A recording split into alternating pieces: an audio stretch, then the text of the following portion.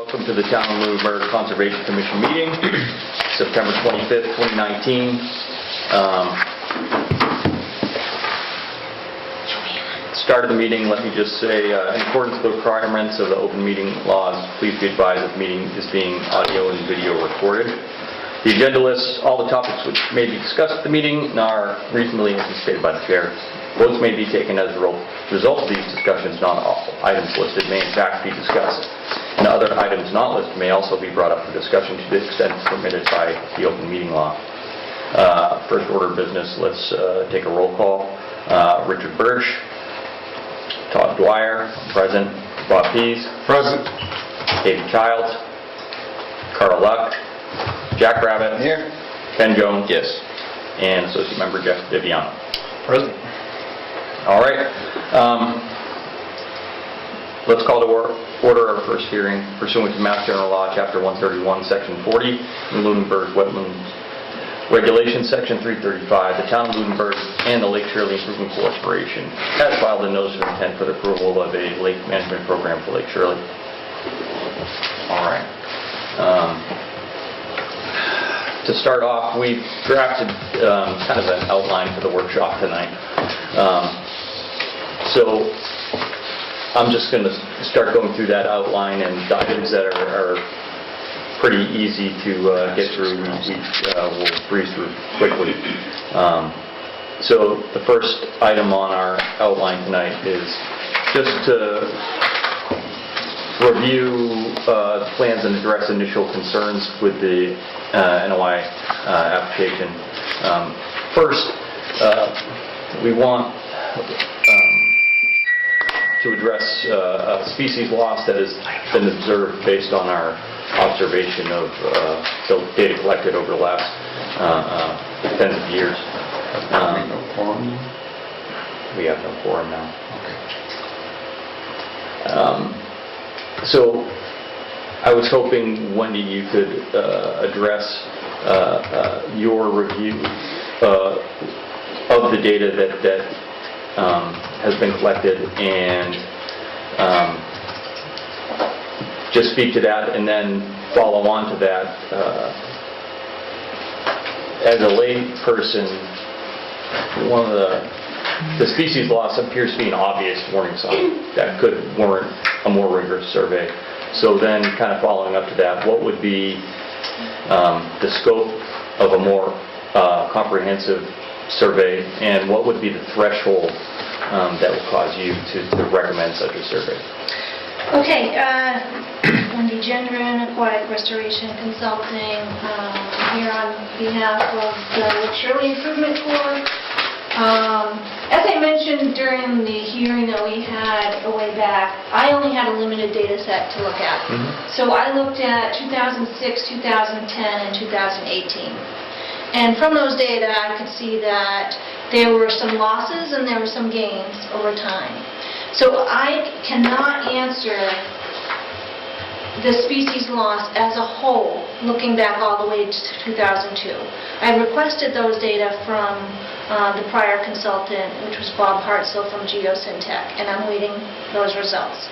The chances are of me getting all that information and doing analysis prior to the point of hopefully approving closing the next hearing and issuing an order of conditions are probably slim.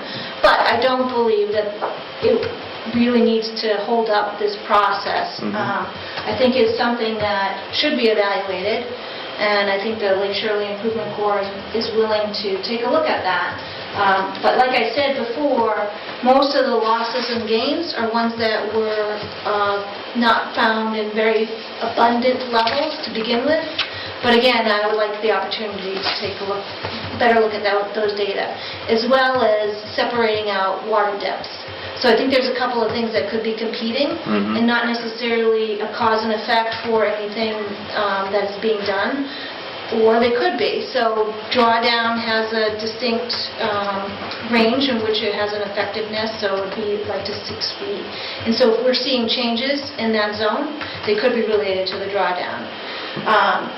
Not treating or not efficiently removing invasive species could be outcompeting some of the species that were found to be, when I say rare, I'm talking about not frequently observed. I'm not talking about rare, threatened, endangered species, but that were rare in the pond that we may or may not be seeing in this future. So I guess the long answer is I'd like the opportunity to take a look at those data, but I don't want that to hold up this process.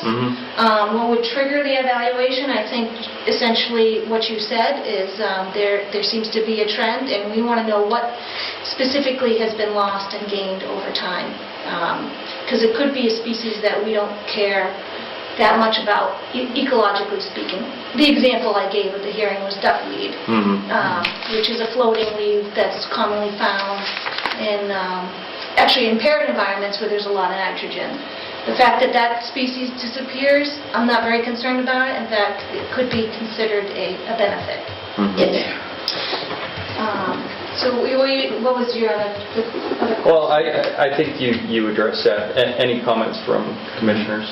Mr. Chairman, I have absolutely no problem with waiting for Bob to get back. I appreciate, let's get the real data. Let's get as much as we can. Let's move on with it. And I just want to interject, I'm not aware, we received notification from the DEP.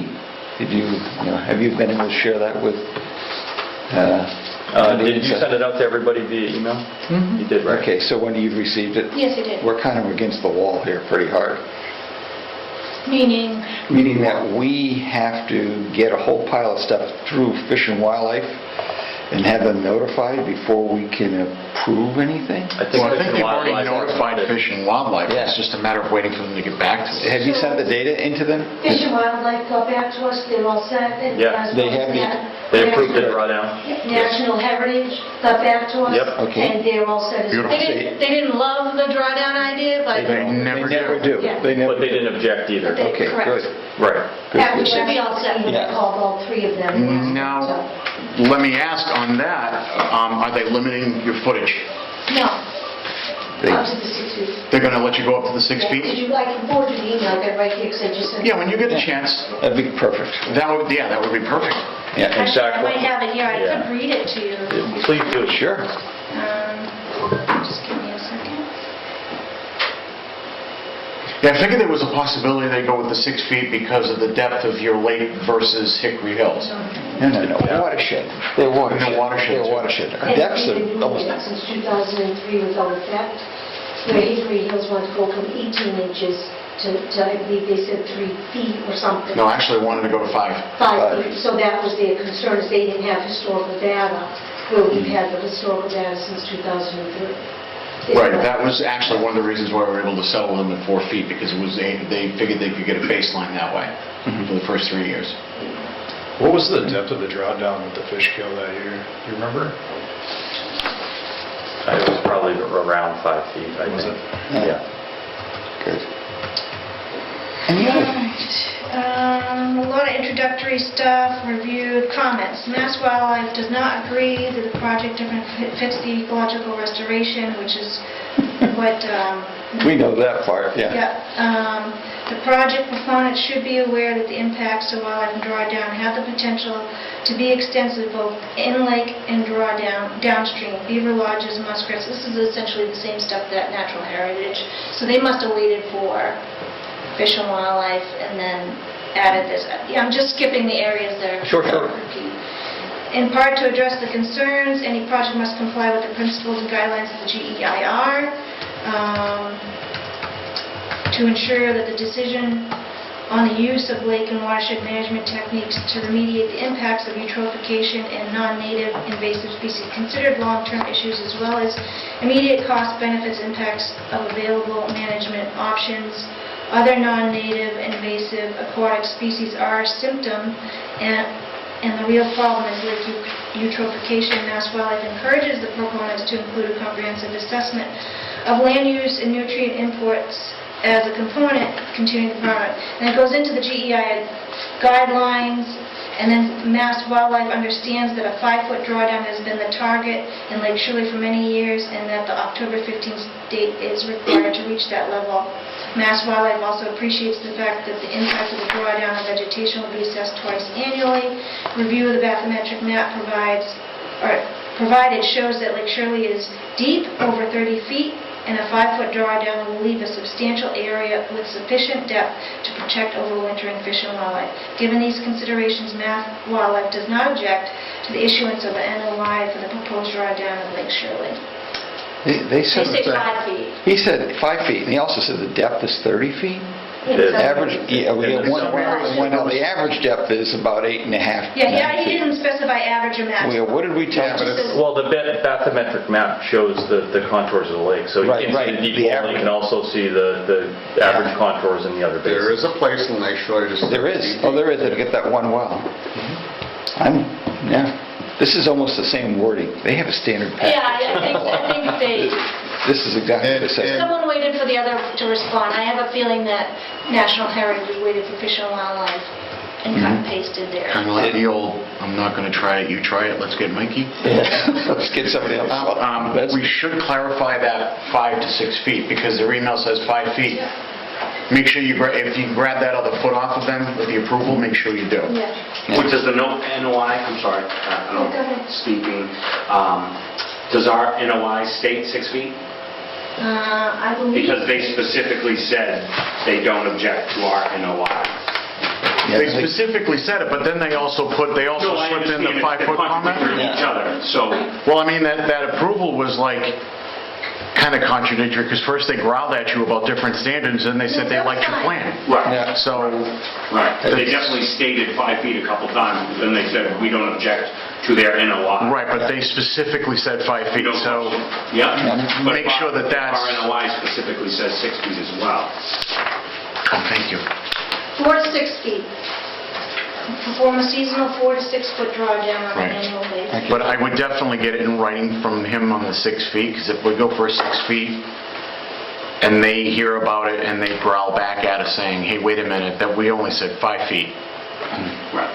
No, I agree. That's, Yeah, And I think it makes sense to get... I can tell you right now, if I came back to him, because that would be my defense, I would come back right at him and say, well, the NOI said 6 feet, and you said you approved of the NOI. That wouldn't fly with him.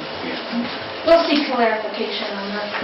Well, So, I just heard that you've heard back from both Fish and Wildlife and also from National Heritage. Will the commission get a copy of those letters? We have them. We have them. yeah, Are they on the cloud? I just got him, yeah, they were sent via email today, or, just now. Did I get an Last 2 days. Okay. yep. I just got I it. guess I better look at my email. Thank you. Never mind.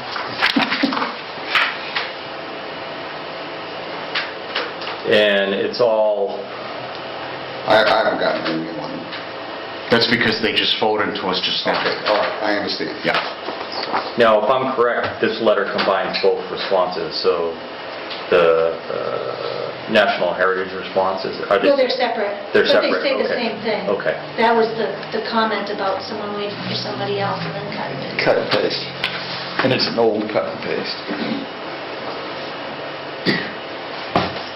Okay. That's good, that's big. That's big. It's good. Yeah. Long easier. So, the next item in our outline here is, we had a fish kill a couple of years ago. Moving forward, what will be, well, how, in your opinion, should these items be reported? Or what should we do to address the non-reporting in the past? Would it be beneficial if members of LSIC reported this to the agent, and we, as the Conservation Commission, formally reported it to DEP, would it get more weight? We just want to make sure that we have the best strategies to contact DEP and get a response from them in a timely manner. You mean our fish kill? Mhm. It would have to be Fish and Game, not DEP. Right. Okay. So, and I apologize because I didn't know who was going to be present, but I did send, I believe you and Richard a copy of an example order of conditions for a very similar project. And they have in there the language, in the event of any fish kill, this is Foster's Pond in Andover, the Foster's Pond, I think it's called a committee or something, and licensed applicator will immediately cease and desist and contact DEP's emergency response, the Department of Fish and Game Westboro office during normal business hours, or the Boston 24-hour response line. And I think it would be valid to include that in the special conditions. What page was that? So, On the order I think you the first one is line item number 12.21. 12.21, okay. I think that's a reasonable condition. So if you guys follow that, in this example order that Wendy found for Foster's Pond, similar with the herbicide treatment and management of the lake, to repeat, it says, in any event of any fish killed within Foster's Pond, the FPC and licensed applicator shall immediately cease and desist and contact DEP's emergency response. Would everybody be okay with including something like that as a special condition? I agree. I don't have a problem with that. The question is, spring fish kills, I know there's lots of different reasons. Yeah. Are you going to be reporting those? I would just suggest that if the Lake Shirley Improvement Corps sees it, or a member of the public, that they notify both Lake Shirley and the Conservation Commission.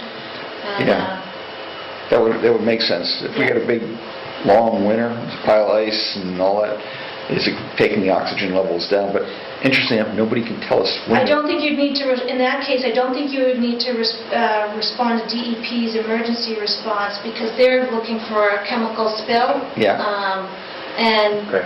I would just use Fish and Game as the contact for that. For that one as well. Spring kills. For spring, something that's unrelated to a treatment. Yeah. Yeah, that's not occurring. Okay, that would be a good practice. Yeah. Okay.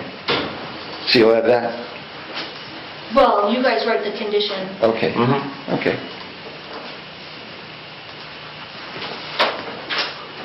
So I'm sorry, that in addition, or adding that, it's basically just in the spring, if there's a noticeable fish kill, Yeah. to just, the LSIC and the residents, I guess, would notify us, and if we see anything, we just let, I would email to you.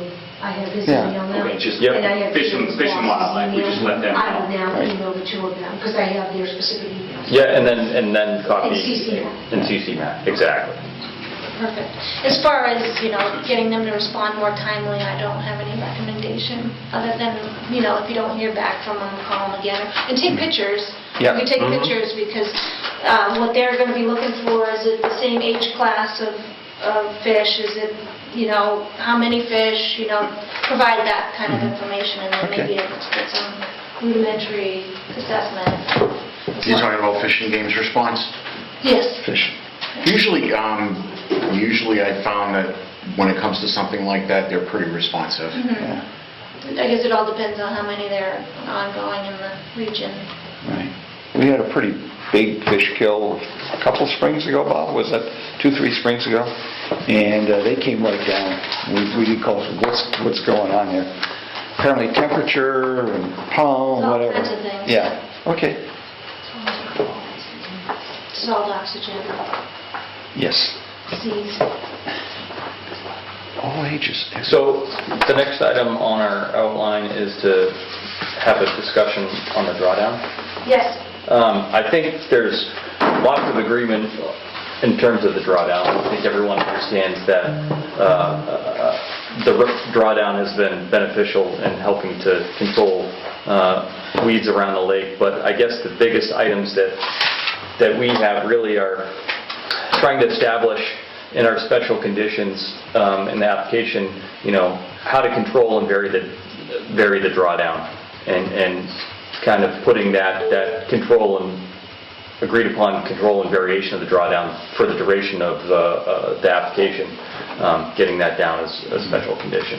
So Wendy, I don't know if you could speak to that, because I think this is probably one of the big areas that I think we just need to nail down. So what I would do is I would defer to the Lake Shirley Improvement Corps, because as far as my knowledge, there hasn't been any issues with how they've been doing it, so maybe they can document what they've done, and then we continue that practice. So whether, who is the person that generally does, works with the town to open the gates, and then how is that monitored? I believe someone goes and looks at the staff gauge, and there's a record of all that. They've kept good records. I've seen that. It's just, no one has put down, this is the procedure that I know of. So do you see a benefit to, I know in other lakes in town, when we've looked at drawdown, we've had target depths, say, for the duration of a 3-year application, for example, say, year 1 we're going to go to 4 feet, year 2 we're going to go to 5 feet, year 3 we're going to go to 3 feet, and there's some, in the GIR, there's discussion of the benefit of varying the drawdown level each year. Could you speak to that a little bit? Sure. So, based on my experience, I've worked with the Bear Hill Pond folks who've done a... And that's in Harvard. In Harvard, and they've done a variable drawdown from nothing to 7 feet. You really, in my opinion, I was not able, looking at those data, to discern a difference between a 5-foot and a 7-foot. Maybe you see the invasive species creeping back a little bit more. In terms of when they took the year off, we definitely saw an increase. And then there's variability within the drawdown years. So to me, I feel that there's enough variability within the system of Lake Shirley and weather-wise that you don't need to physically state, okay, on the odd years we're going to do this drawdown, and on even years or something of that. Because the hydrology of this system is so variable, we've seen that Lake Shirley hasn't been able to achieve the target drawdown. So that in itself, even though they targeted 6 feet, they didn't get it. So you artificially get to that variation that the GEIR speaks to. So I don't see a need to specify 1 year this, 1 year.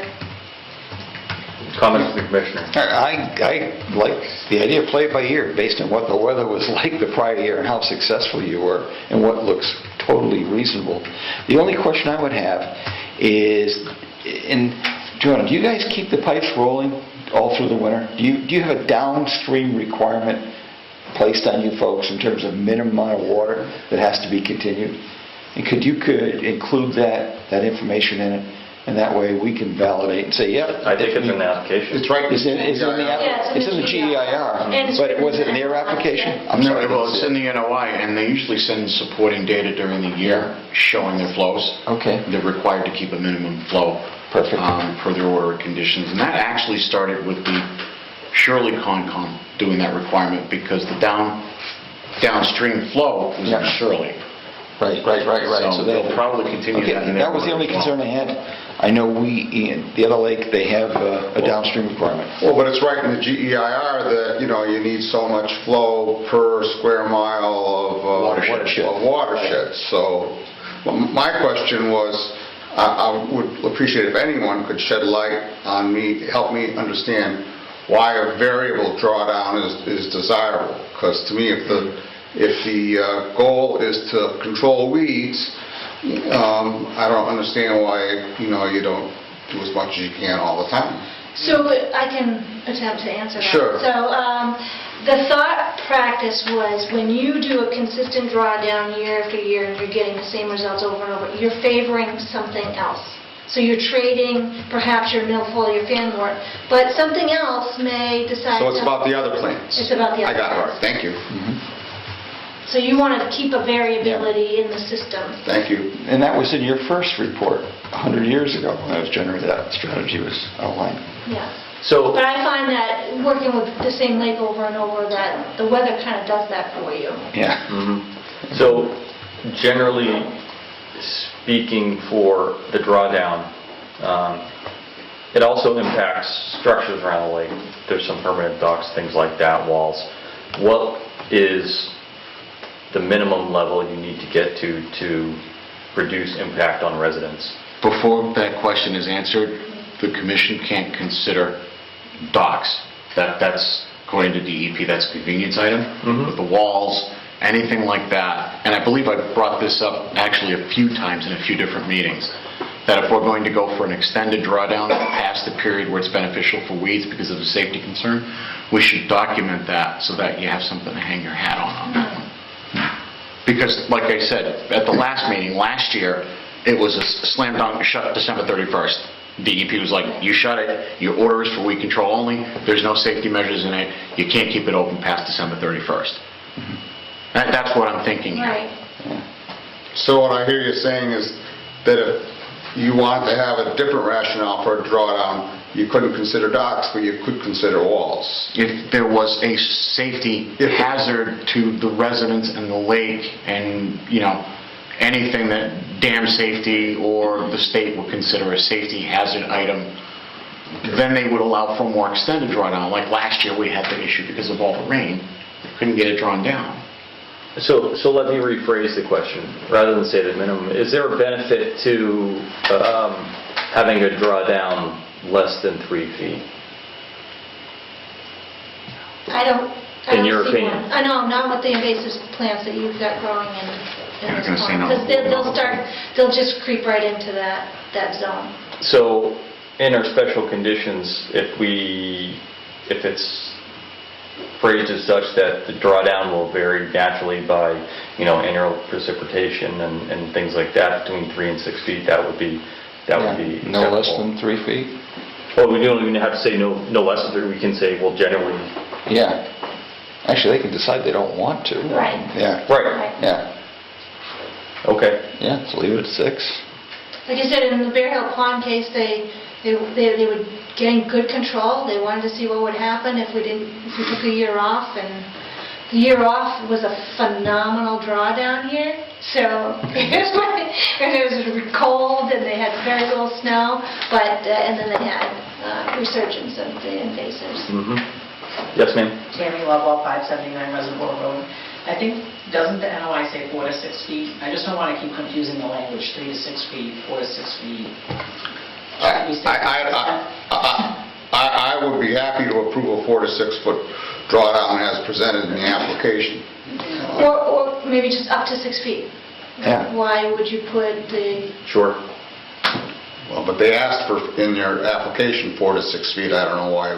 Because I think they were looking for a target. Someone's Okay. always looking like, what's the target? I think an up to 6 feet would be a reasonable condition. I also think that the discussion that we're having here kind of highlights the need that we spoke about at the last meeting for annual get-togethers where we can, okay, this depth didn't do this last year, or it started increasing this population, we should go a little deeper. They're forecasting, you come in October, say they're forecasting a really cold winter, we should go down this far, everybody's on the same page. We know why things are happening a certain way. I mean, it just highlights the need, and I believe you brought that up at the last meeting. Yeah, I think it's reasonable to, on the fall survey, after you do the plants, to present those data along with the treatment plan that was executed throughout the year, just to present that to the commission. So it's interesting. I know Lake Shirley, you get some beautiful walls all over the place. And I know last year, another wall at our end, we didn't get the drawdown, and it collapsed in 2 different spots. And because we couldn't get the ice away from it, and the back pressure from all the extra water in there literally destroyed the wall. Go 6 feet. Oh, yeah, Yeah. we try as much as we can. That's our objective every year. Yeah. We would go more than 6 feet if we didn't get the phone calls to stop because of wells. Yeah. We don't stop drawdown until we get the first call. Yeah. Well, I think drawdown's pretty much settled. I think everybody can Yes. agree on that. Let's move on to weed control and herbicide application. I think for the most part, there's agreement in the products used, maybe with some variation if we want to consider use of herbicides against fanworm. We can talk about that a little later, but so the products we have been using, I think for the most part, we have agreement there. I think we have agreement on, hold on, go ahead, Bob. I'm just, products used, it's like our present order of conditions doesn't say anything about products used, and I don't know why the new order of conditions would say anything about products used. To me, we would leave that to the, to their consultants to make a recommendation, unless I missed something here. And if I missed something, I apologize. No, I don't think you did. Mr. Chairman, I just wanted to clarify that before treatment, they would still come and share what their plan was based on that. And I believe that they usually come in and tell us what chemicals they're going to be using. And that's when the debate starts. Right, well, and I agree, Jack. So Yeah. what they're going to use, that will be determined by the applicator and presented to us. Right.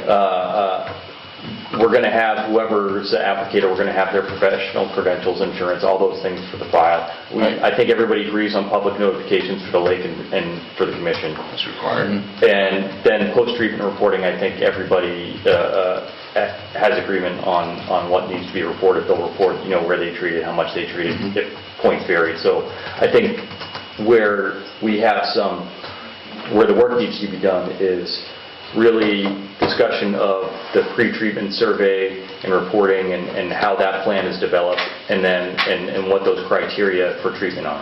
Right.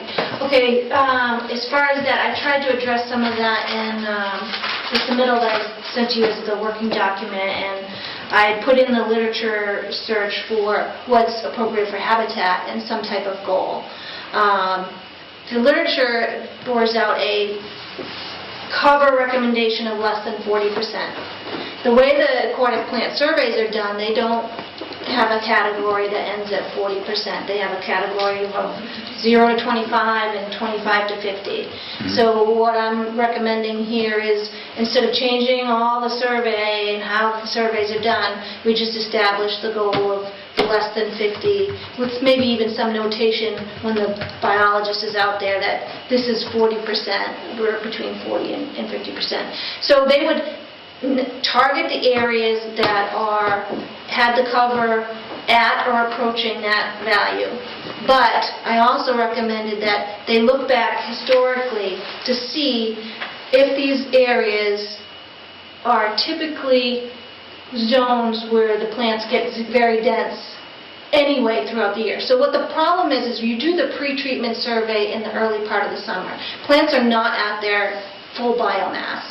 But you want to prevent them from getting to the full biomass, because if you wait until they are at the full biomass, you can actually cause an oxygen draw and an anoxic in the lake, and then you end up with fish kills.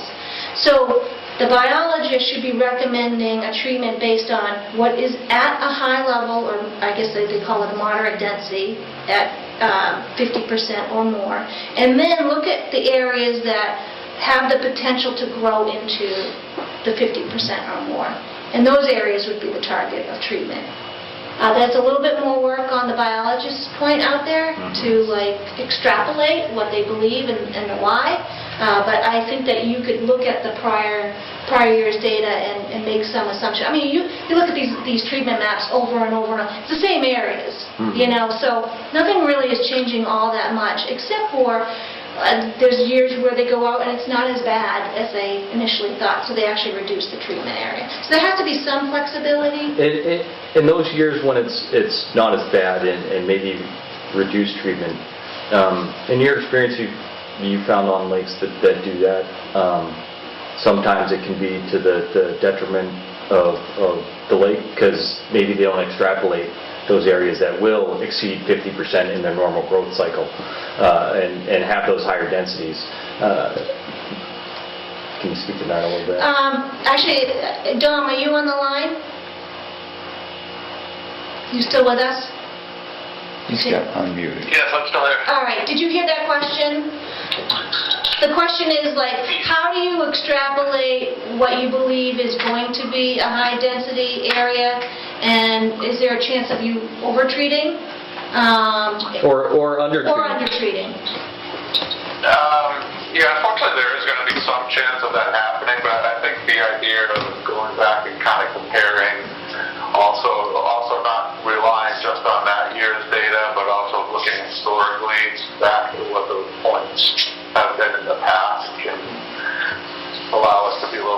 educated on the extrapolation.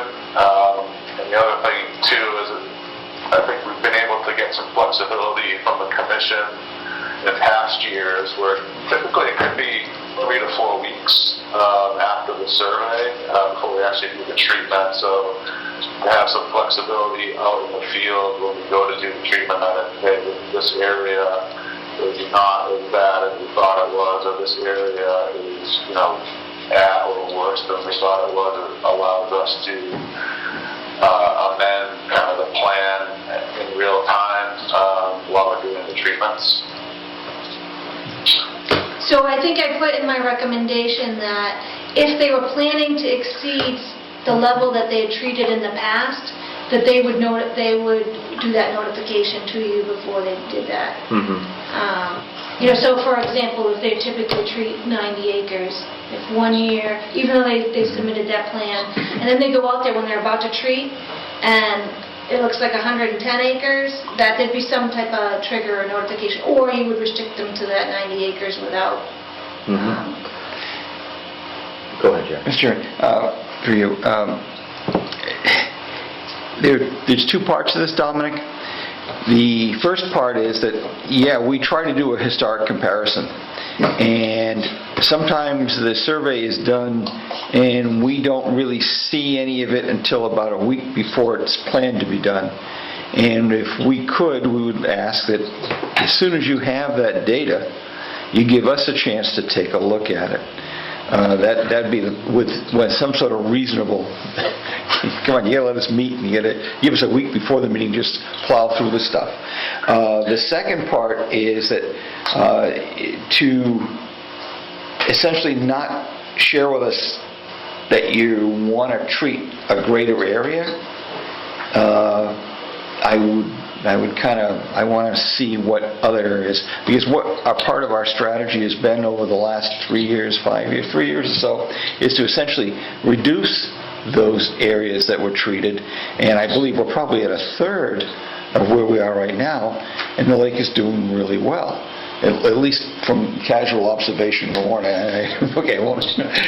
in any case, and there's always problems, and you're going to miss pieces and things like that. But I would think that we want to have a little bit of a review with regard to, okay, last year there wasn't much there, historically speaking, and now you want to go up.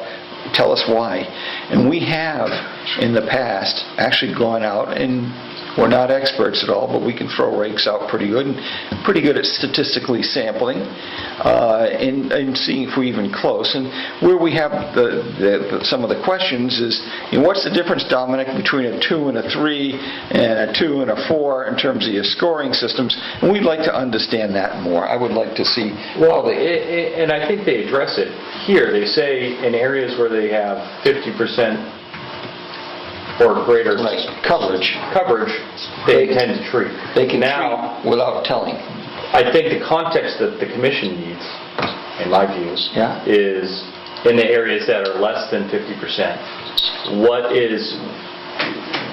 What's the professional's perspective on why they want to treat those areas, and having those justifications in the pre-treatment report would make it simpler, because we identify those. Every time we do this, we have some people who are very quantitative and like to look at the data we have and say, okay, here's a 2, here's a 2, here's a 2, here's a 1. Why are we treating in these areas? To readily have an explanation as to why treatment is planned there, I think that will make everybody's life easier. And how I envision that is, so you're out there and you see a 2, but say that 2 has just early growth of milfoil, or whatever, fan wort or whatever. But we know historically that's going to top out at the surface. It just started slow this year.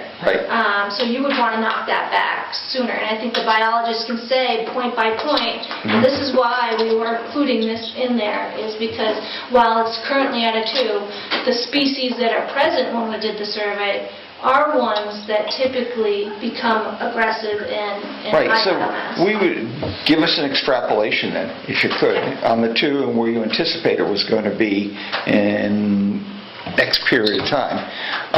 That would be very helpful. and helpful to us to understand. Also, is there a template you use, Dominic? Is there like a comparison chart or a density chart that you use? Is it a visual? Is it a rake sample? On this? So it's a combination of visual and rake tosses. Yeah. So typically we'll do rake tosses, and based on how much we pull up on the rake, we'll use that to compute the rating, or give it a rating, but we also obviously can visually see through the water, and oftentimes we'll also have an underwater camera. Okay. So, but it is, it is somewhat subjective.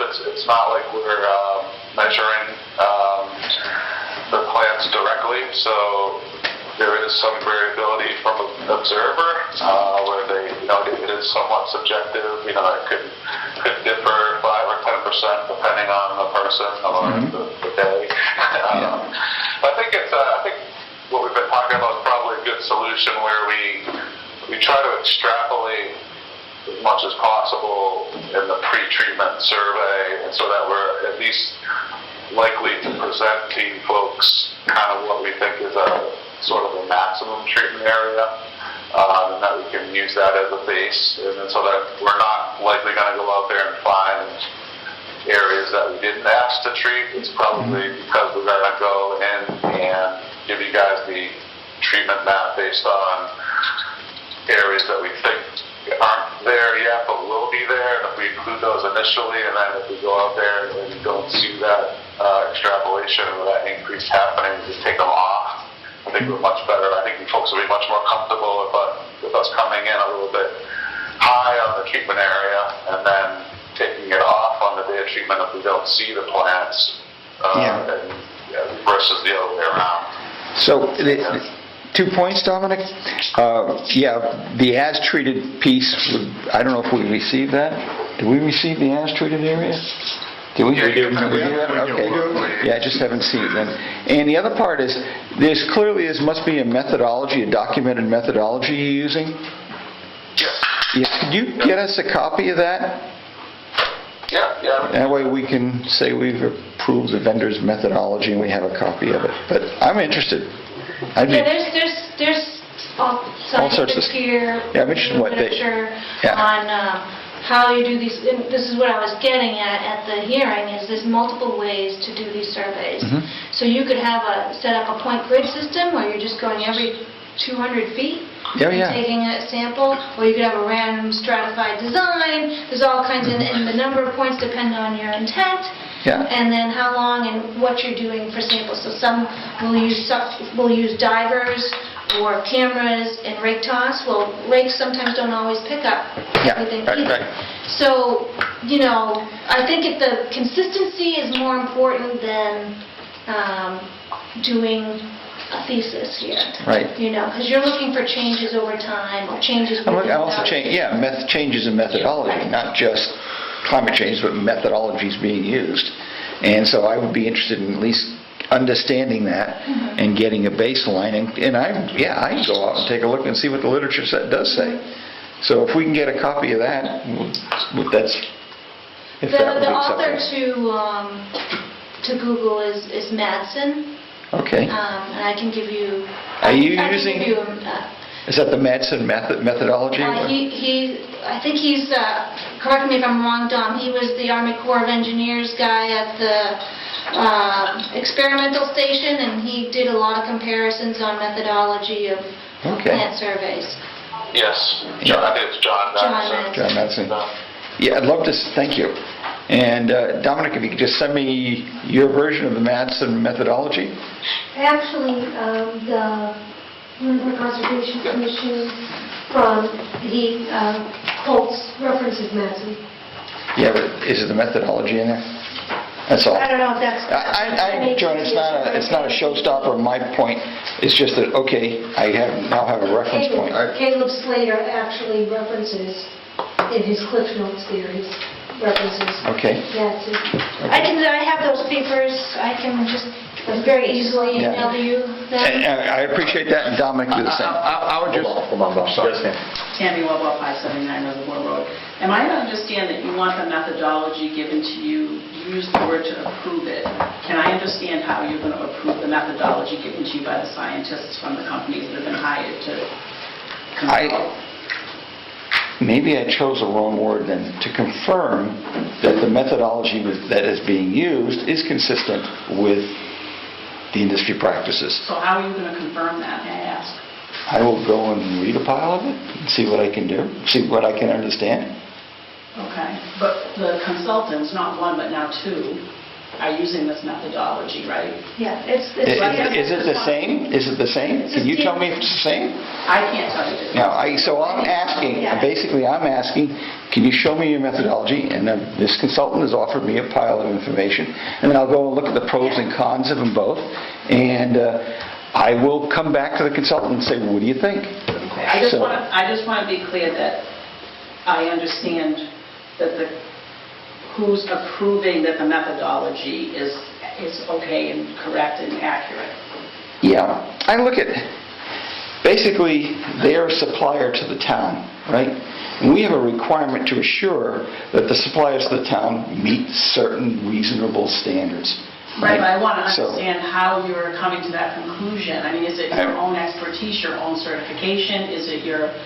What are you using as the standard to approve that the Well, consultants, if the they're- scientists, and the PhDs and the biologists are using a methodology that is obviously proven in the field? If I see them using the same tables, I say, yeah, pretty good. If I see another group that says, no, we significantly disagree, I'm going back, explain to me, educate me, let me understand.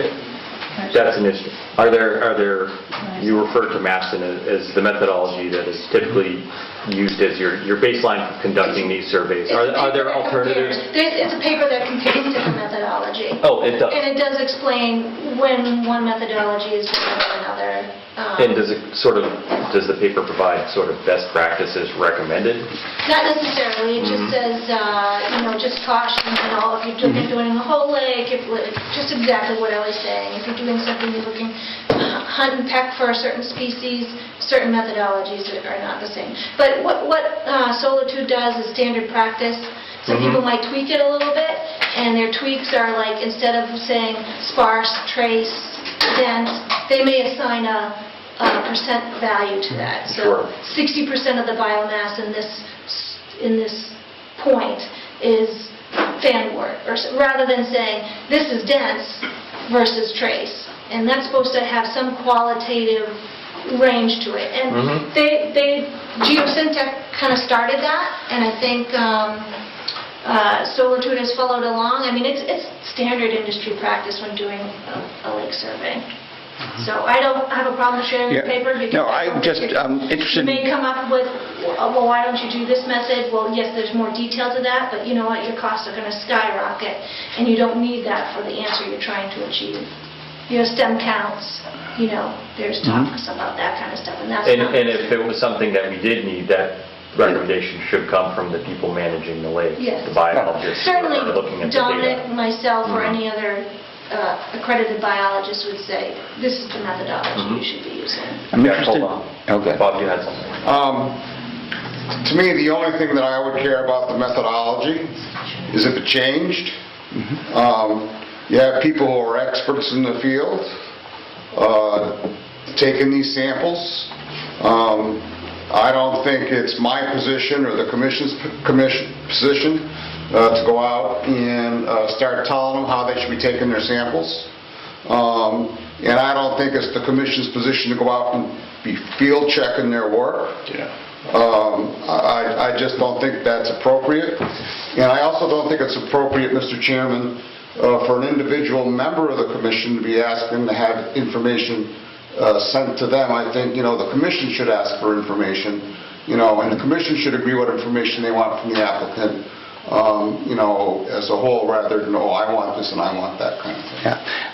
I agree. Yeah, Mr. Chairman, I totally agree with him. And when I say send me the information, I was referring to this commission. I will try to amend that particular piece.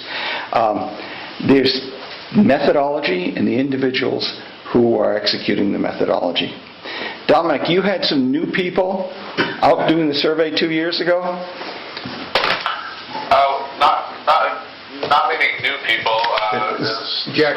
Okay, I'm trying to make the point. Well, no, hold on. If a reputable company who's charged with managing the lake is putting people out there, they feel the people out there are qualified to perform that function.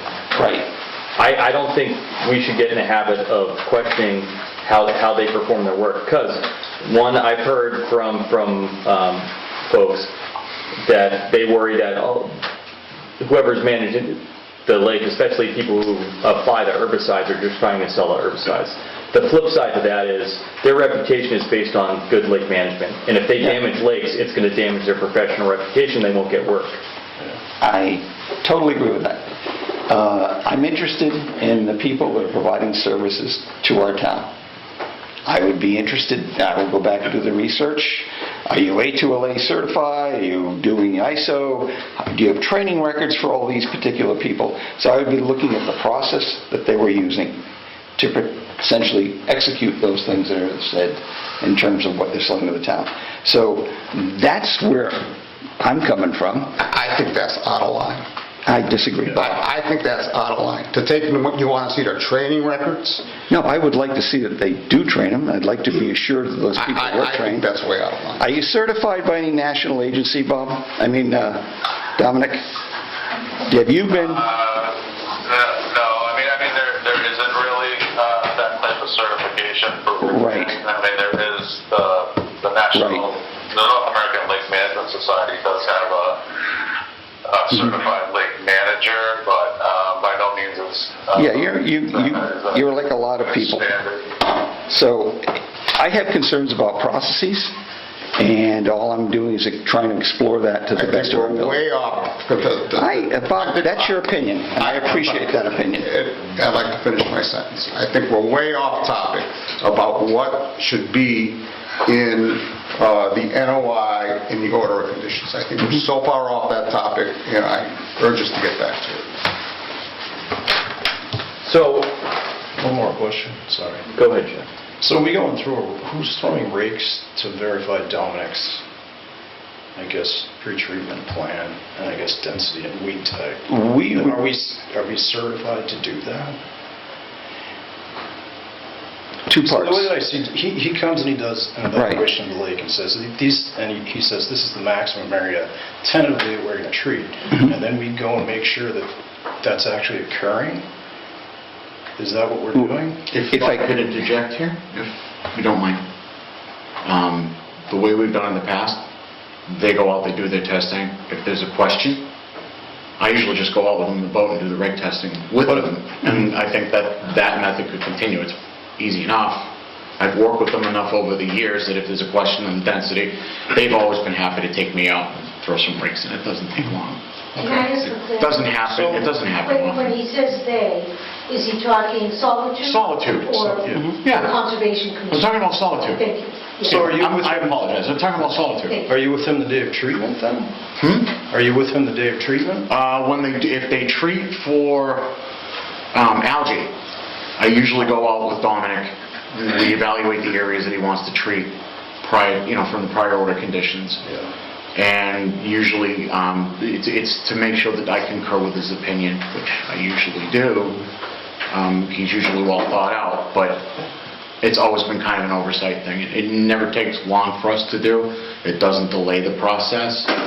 It just ensures that the order is being complied with. Because under their licensing, like for algae, for example, if they do copper sulfate, they're only allowed to treat certain portions of the lake in one day because of the oxygen kill. It's a matter of just reviewing where you're going to do it, how much you're going to do. So you review it? I'm We're not usually review it. certified to do any kind of weed sampling or raking or anything like that, right? Well, I mean, I'm an experienced biologist, so No, I I'm saying we. Right, no, but what I'm saying is, that's So we why should I'm take here. Dominic's expert opinion and then your opinion. And then on the day of treatment, Dominic can reduce areas if required or if the weeds aren't present to that margin. So why do we go out and test all these waters? Why do we site inspections?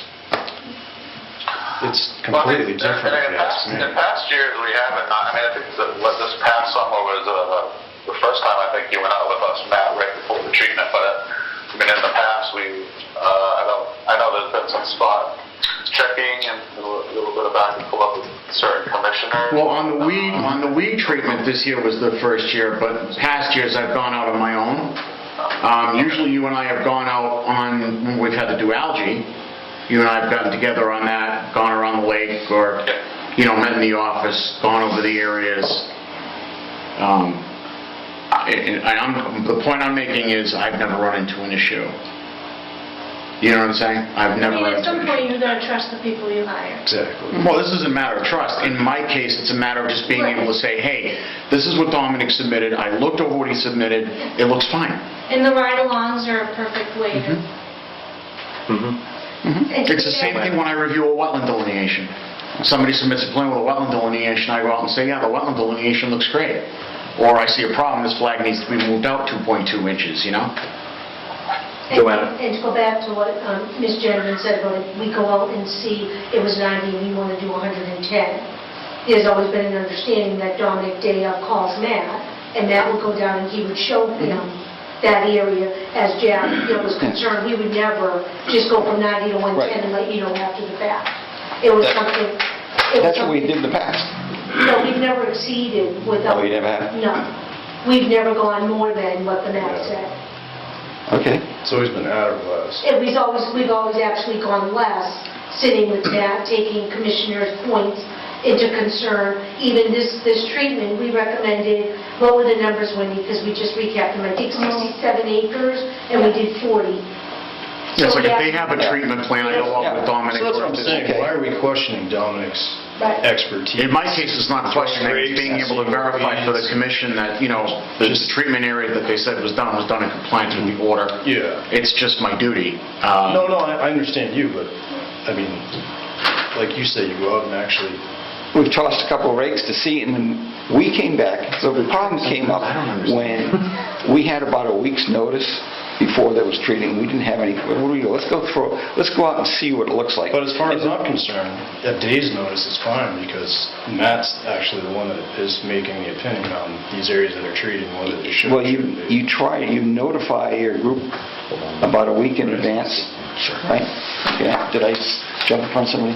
No, it's okay. I just, my question was kind of parallel to that.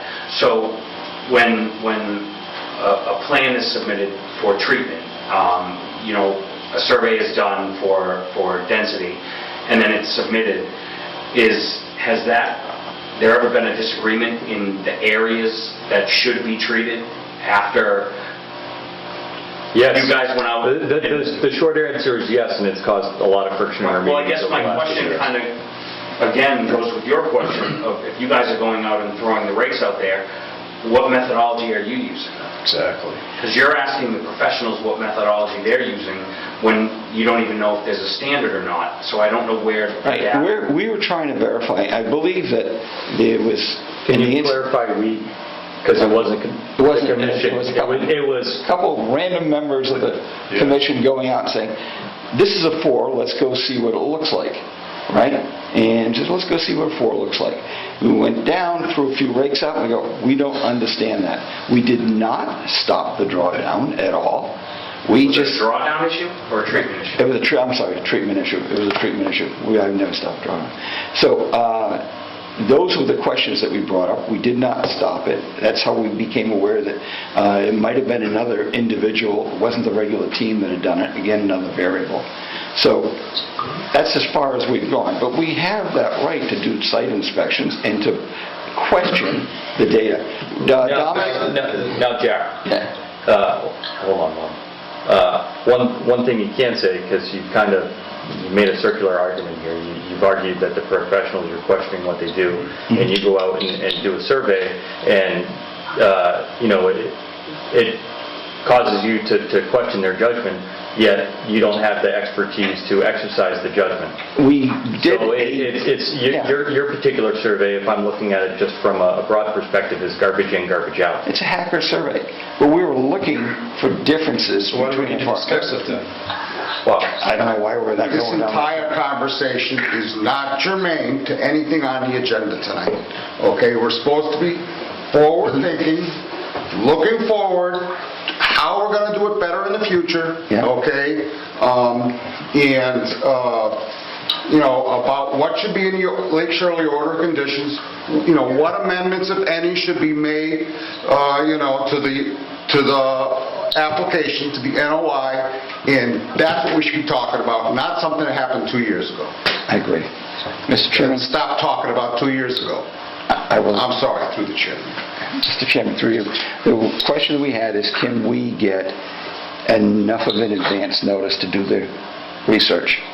Well, that's what Go I'm back. questioning, is why do we need it? Well, we're looking for previous treatment areas and the differences between the prior year and that year. So, in my view, Jack, and this is my opinion, and I think it's been stated here in a number of ways tonight, is that the people who are making the judgment and reviewing all that data are the professionals. Exactly.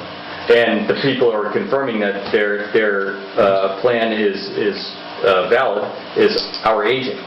Right. Exactly. Right, but Now, we have every right as commissioners to go out and look around, but as someone who's a trained professional engineer, I also know when I should not veer outside my area of expertise.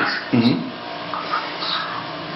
I just make 2 points? I think in the past, we haven't had the flexibility that we're discussing now in terms of extrapolating and trying to anticipate areas that may be a problem later in the summer. I think some of the timing issues have been that we felt the need, like we had to wait on the survey as close as possible to the treatment so that we could kind of show that quantitatively.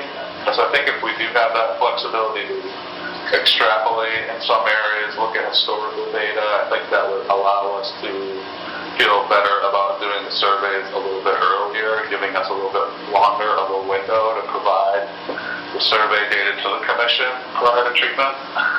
And my second point is just also that there's a lot of variability. So these points that we're talking about here are GPS points.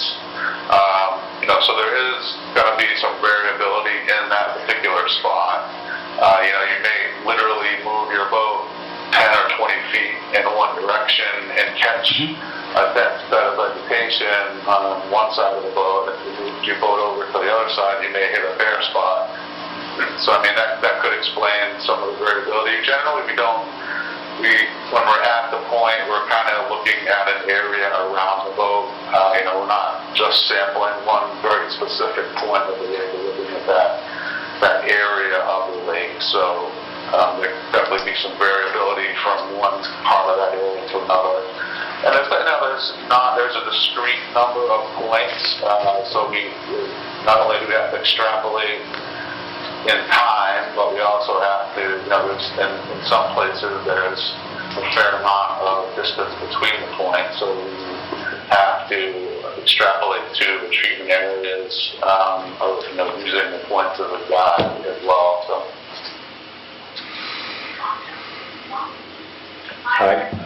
Dominic, this is Todd. I completely agree with that approach.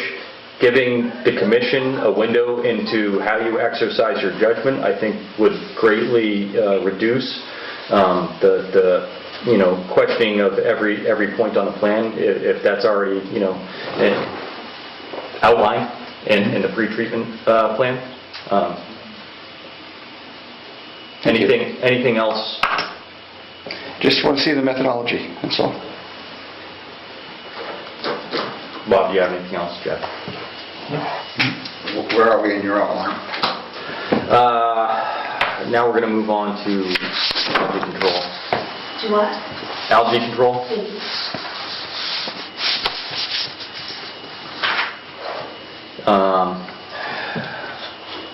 Really, I think the one area of concern historically for the commission has been the surveys prior to conducting algae treatments.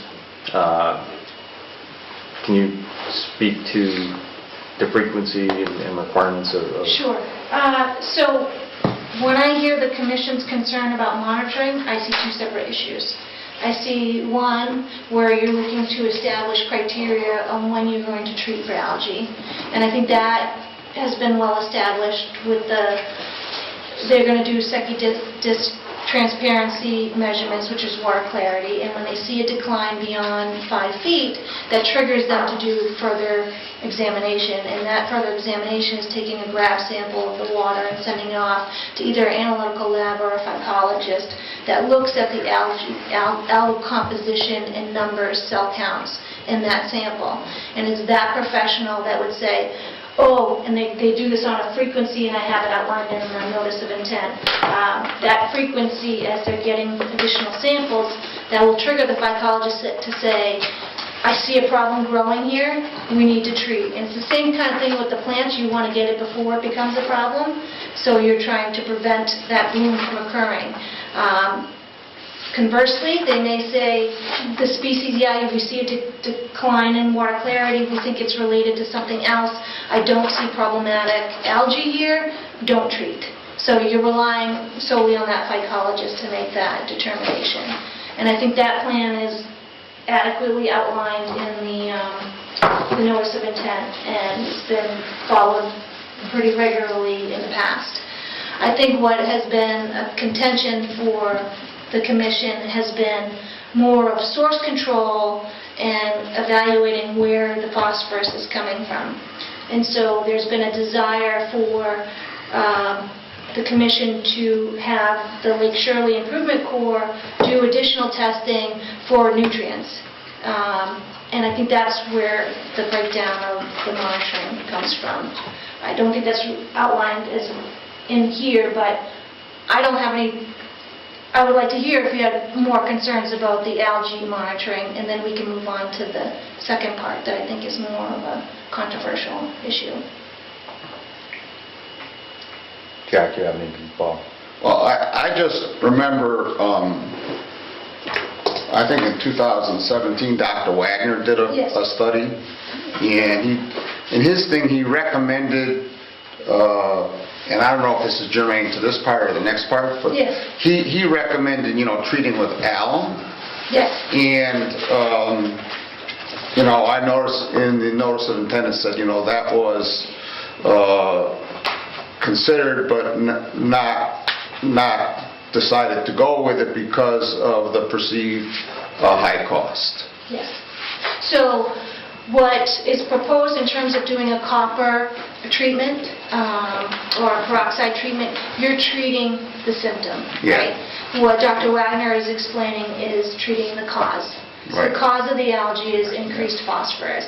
And through his study, he has determined that internal loading, I think, is like 10 or 15%, but a majority of the phosphorus is coming from, I can't pronounce the brook. Cadbrook. Yes, Cadbrook.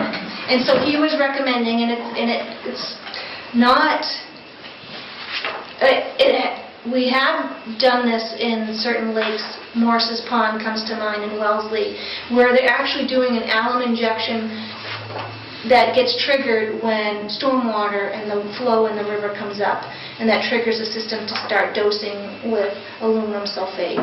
And that aluminum binds with the phosphorus, and then thereby making it inactive, so that there isn't the phosphorus availability for the algae. So that is a source control, and that treatment is pretty expensive, and I think that's why it got kind of selected out of the recommended plan. What the Lake Shirley Improvement Corps is looking to do is the in-lake treatment of the symptom, not necessarily the cause. And this gets into the debate of whose responsibility is it to manage the watershed. Is it the town, or is it the Lake Shirley Improvement Corps? And that's where we get that disagreement. And that's why I think the Lake Shirley Improvement Corps is willing to do some items to address that. So the adding of the nutrient sampling and training of volunteers, they invested well over $5,000 in equipment to start training their volunteers. I've been out there with them, and probably going to do another round of training to do some nutrient sampling chemistry within the lake as well. But my concern is having that in the order of conditions as a special condition when you're relying on volunteers to do this. It takes many years to develop a robust volunteer monitoring group of people and to get them trained up to rely heavily on their data. I know the Lake Shirley Improvement Co. also has worked with the town in the past to do special projects like stormwater management, rain gardens, and items like that. I don't feel like that's going to discontinue, but I would not want to see that wrapped up in this notice of intent. I mean, that's, beyond what is being requested here. So I'd like to focus on the activities that were requested in the notice of intent. I don't mind putting in language that says in the revised notice of intent, or however you guys want to do that, a supplemental, that they are proceeding with this program, and this is what the program looks like, but I don't want them to be bound to, you must collect 5 samples, and if you don't collect those 5 samples, you're out of compliance with your permit. I just don't think that's reasonable at this time. So, one of the things that we had in the contentious amended order of conditions were, dates saying, weekly surveys will be performed between May 15th until October 1st, things like that. So what you're saying is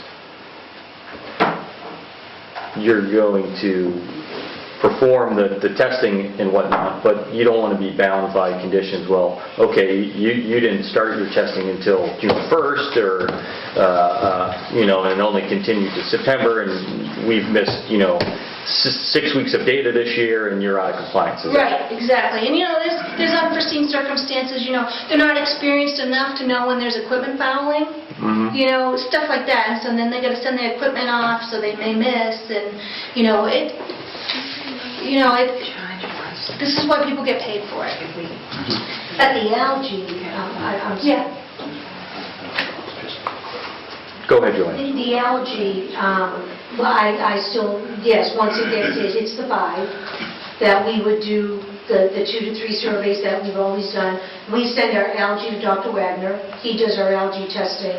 And then Alpha Labs, with the volunteer group, is the one that does the phosphate, nitrogen, and that we just started an Excel spreadsheet that I've sent to you twice now, Matt, with kind of converting all of those numbers into one little format that I've sent to Matt with the volunteer group. The gentleman that does the clarity readings, Richie Patry, he owns the marina over at the lake, has been doing it since 2000, well, no, him and Earl Graves, since 2006. Same gentleman, same spots. So he's very consistent. He knows exactly what he's doing with that clarity because he does the same thing. And we aren't opposed to doing all of that as we always done. So as you state in your application, beginning on or earlier, on May 1st or earlier, you're going to start those. You're going to start those It's boat in the water. Yeah. water clarity readings, and you're going to continue those. Correct. And I send them to Matt. Yeah, put them in the binder. Throw them in the cloud, put a hard copy in the binder. And we did do our annual survey early. We did it right after Labor Day, like you asked, for the September, not later in the month because of the weather. So that was completed, I think, 2 weeks ago. So we're just waiting for the actual literature, but the survey itself was completed. So I do know that there are members who may not be here tonight who are very, they very much think there need to be some sort of hard and fast date set within the NOI application and the special conditions, which is kind of how we got to where we were on the amended order. I don't know if the members here have any comment on that. I can just see that this could be again, not a fault of anyone here, but a point of contention at our next meeting when we move to approve if we leave those out. I like the description you have in your water quality, and I guess that's the appendix. Your water quality description, would that be something that we could bring into, as a special condition, some sort of paraphrase of that. You're talking beyond the SECI disc, you're talking about in situ monitoring and the nutrient chemistry? Yeah, just in your water quality section where you kind of outline Thank you. that, bringing some of these milestone dates in, but there's some wiggle room in the language. It's not hard and fast, or some modification, just because. So I don't think the Lake Shirley Improvement Corps has any problem with the SECI Can you read that disc. loud? I can't. Oh, this is beginning May 1st or earlier, continuing through the recreation to September 30th. The LSIC will measure water clarity at 3 locations. These locations are identified as green diamonds, figure 9. During the periods of low clarity, SECI disc will be measured 3 additional stations, so 6 stations. The surface water grab samples will be collected weekly. The grab samples will be analyzed for algal composition. So the weekly samples, is that at a specific clarity level? Is that- That's when the SECI disc is less than 5 feet. Is it all when it hits 5 feet? We would take a weekly water sample, It's during periods of low clarity, 5 feet. less than 5 feet. SECI disc will be measured at 3 additional stations, so instead of 3 stations, you're doing 6. So this is all what Dr. Wagner had Yeah. said before. And surface water grab samples will be collected weekly, and this is for the algal composition. So this is what he's looking at weekly until the clarity improves, or he recommends a treatment. Right, yep, absolutely. So we can That- craft that sort of paragraph into the special conditions. Yeah, That's and it's effective May 1? Is that, there was a calendar? It starts May 1. May 1. It says At the latest. Well, it says May 1st or earlier, that's when they're going to start Yeah. clarity reviews. I think more of the contention was the nutrient sample, because now you're adding a lot of cost to the program. Right, Wait, right. Let's go back to May 1st. Are you saying that May 1st, he needs to go do his first clarity reading? By May 1st. Because there might still be ice on the lake on May 1st. That's the issue, it's when he gets his boat in the water.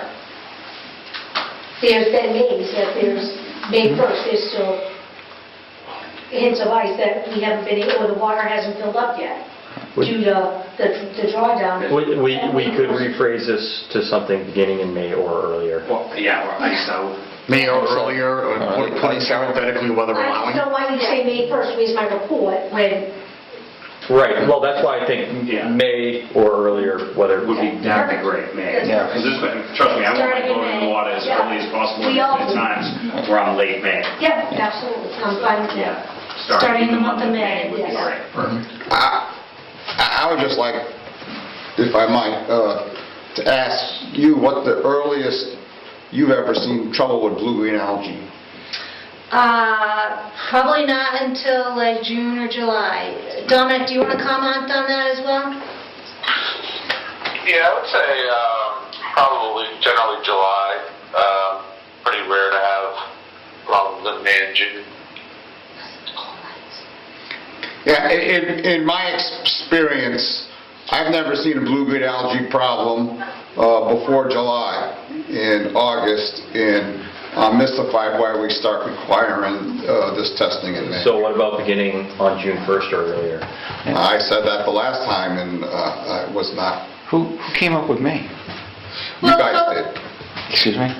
Well, no, this is in their application. Well, but it's also in our existing order of conditions, Yeah, our existing order says May 15th. May 15th. I'm sorry, you're right. Us guys? Yes, guys. No, I mean, I've never seen an issue with the SECI. It's never been an issue. Yeah, I think it's just important to get a baseline sometimes, so we want to start the clarity readings when we think they're still good, so that we know when they're Yeah, so starting- declining, or when we know that we're starting to see a decline and how fast that's happening. Yeah, I think May 1st is reasonable. I mean, certainly if there's a really cold spring, I mean, we could probably make some adjustments, or we could say starting sometime in May, pending weather conditions. Or Yeah, that's what I just said earlier, put in a parenthetical reference on that condition saying weather depending. Yeah. Yeah, that's not. I think that's good. I need to. And then, other than that, do we have anything else to discuss on algae?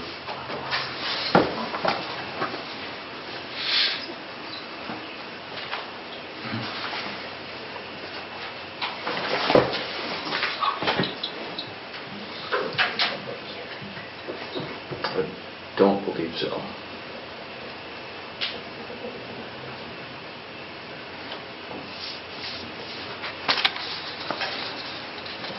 So let's move on to annual reporting.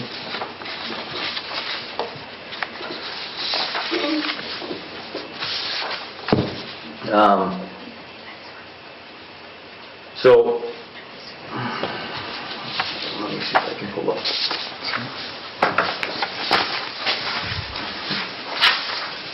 And I don't know if your previous email may have gone to this a little bit, Wendy, but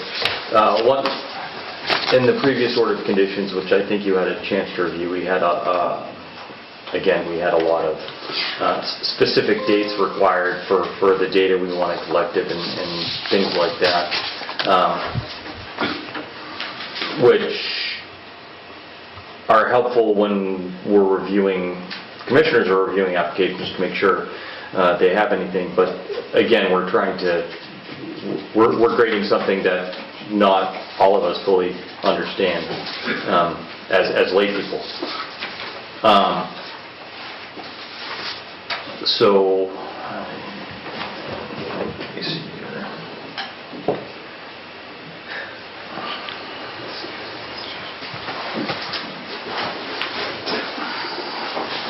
So, can you speak to the data that will be included Sure.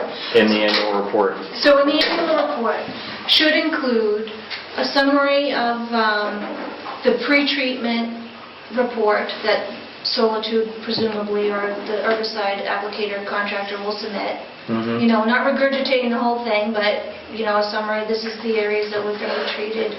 And then a description from his post-report of what was actually done. And then a fall or late summer plant survey. So typically you guys have 2 surveys done, and I think that's valid to do a pre-treatment survey and then do an end of the year survey. And that report will include all of those data. It will include any volunteer monitoring that has been conducted for the year. It would include the Secchi-Disc transparency and any algal counts that were done. It would include any description of an algal treatment, a copper treatment. And then from that, hopefully by that time next year, we would have more information about past surveys, water depths and whatever. And the author of that report would look at the pre and post data and look at past years and make some conclusion regarding any changes they observed from one year to the next. Now, I'm not saying that the annual report will go back to 2002, but some report initially to get us off this unknown condition of what's happening with all the individual species. But going forward after that, it should be like, okay, so this year we did all of this, and we have these data. How do they look comparison to last year? How do they look to our targets, that 40-50% cover? And what can we say about it? We don't know what we can say about it now. We can comment whether it was a good drawdown year or a bad drawdown year and document that in the annual report. I did include a bulleted list in the email that I sent for potential items to be included in it. So I have description of the survey methodologies, macrophyte survey and water quality monitoring, description of the drawdown progress and any issues in achieving the target. So that's the data that they collect. Summary of treatment activities, macrophyte and algae, graphical display of the Secchi-Disc transparency, a summary of phytoplankton data if collected, a table of nutrient and in-situ monitoring data, again that's like if collected, results of the summer and early fall macrophyte survey, a semi-quantitative evaluation of macrophyte cover and biomass, species richness, and number of species observed, similar to We're getting what's there. been done. Evaluation/comparison of differences in the metrics listed above to prior year's data, any long-term trends that are apparent when looking at these data. An evaluation of management measures implemented in comparison to the target, so we're looking at the drawdown and the treatments and were they successful. Also, if appropriate, an attempt to explain any macrophyte changes in relation to the drawdown. So, you know, sometimes you might see like, oh, why did this species all of a sudden appear or disappear? To try to get at some of those point-by-point questions. A narrative with graphics, if applicable, to show shifts and changes in species composition, getting at that point-by-point what's going on with individual species, which I think was, if the data are there in the report, but there's usually no real good explanation if there's something going on or why or why not. And then any recommended changes to the prior year's management program. So I see that occurring on an annual basis. Okay. I think what has been requested in this order of conditions was also independent evaluation in addition to that, to go through all lake and management alternatives again and see if that's appropriate. I don't believe that that should be required every 3 years. Things don't change that frequently in the technologies here. You may have an herbicide that comes on the market or gets approved, but other than that, you still have all your standard stuff. I mean, that 2004 GEIR is still valid. I mean, you can look through that, you can look through the alternative evaluation that's been done in the past, and so I don't really see repeat of that report over and over would provide any value.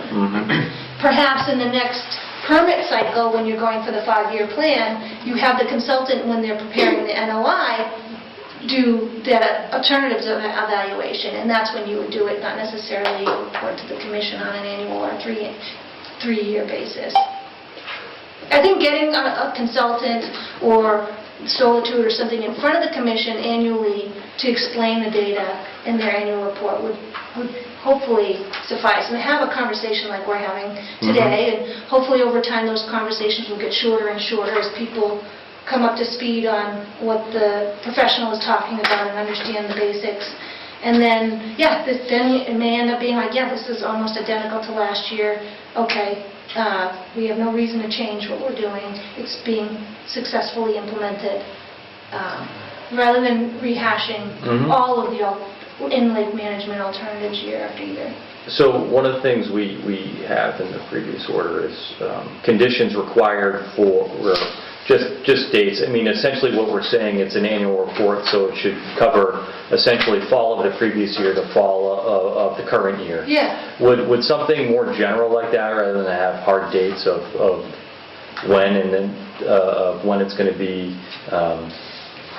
submitted, be useful, just to show we know the general each annual report will cover a year time frame from fall of the previous season to fall of the current year. So we get a drawdown, a treatment cycle, one cycle per report. Yeah. And then we also have in there, the report will be issued by December 15th or the next business day. Would something more general, the report will be issued on or about, Well, I'd rather have it the December date. The December I'd date. rather have something that we can Okay. rely on as a date. Leaving it too open-ended, that can cause a disconnect when it comes to an annual report. I like It's from fall to fall, so having it from fall to fall, and then reporting it in the wintertime leaves time for the data to get compiled and authored and sent in.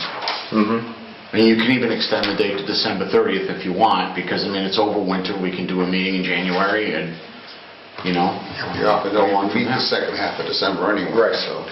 But I do like the hard dates of when it starts and finished and when it's due, because I think clear expectations are in everyone's best interest. I will second that. I agree. I just have one suggestion. I know one of the confusing things in the past was that I think the due date previous previously it was November 1st. I think it should just be clear that in terms of the drawdown cycle, that we should be only referring to the previous drawdown cycle. I think in some Yep. cases we were trying to get the drawdown information from October to November 1st, and then that we were trying to split the drawdown information I agree with that. half 1 year and half of the last half of the previous year. So I think it just should be clear that, this December 15th, we should only be talking about the drawdown from 2018-19, not the one that had just started. I got to agree with, because one of the biggest items I've always had in the office was after the report would be submitted, because of the timing, like you were just saying, I would always get emails saying, well, what about the rest of the data for the rest of the year? It's like, well, That's the next year's report. that's going to be a next year's report because you did a cutoff. Yep. So if we have the understanding that we're talking about the previous drawdown cycle, Well, not doing a half and half, But the way it's written, the present order of conditions says that the annual report will include data from October 15th to October 14th of the following year. Well, drawdown doesn't even start until after October 15th, so I think that pretty much clears it up. Yeah, it's going to start on or after Yeah. 15th. Yeah, yeah, as long as we have language you're that okay with clears that? that up. Okay, then let's move on from that. So then, I think the other major, maybe you go through a little bit here. We always, I shouldn't speak out of turn. There's been lots of discussion about what the criteria for a successful management is.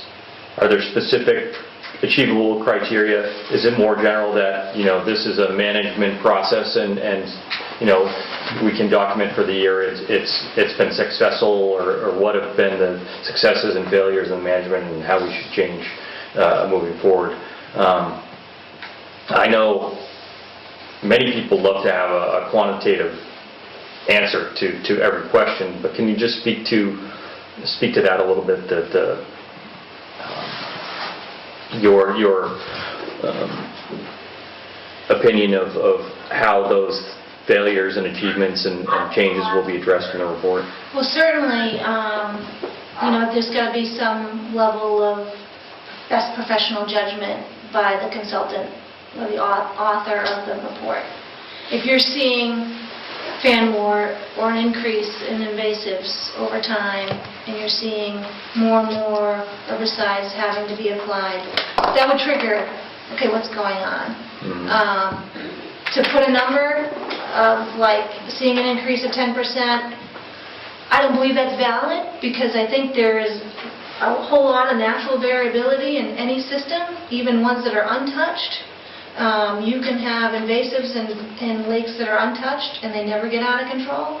You can have invasives in an untouched lake that completely choke off the entire water body. So I would be very resistant to putting any numerical targets. The closest I could get to one was the 40-50% in the literature. Other than that, I have not seen any numerical targets. Even the Wetlands Protection Act states that any reduction in non-native species is considered restoration, and you do not need to meet the performance standards for the Wetlands Protection Act, and they do that for a reason, because there is no 15% is good, 16% is bad. I don't know, Dominic, do you want to add to that? I mean, you do a lot of these permits.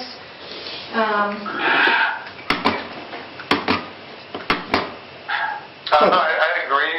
I think this should be kind of an ongoing discussion and something that we can talk about annually when we present the year-end report. But I think you're right.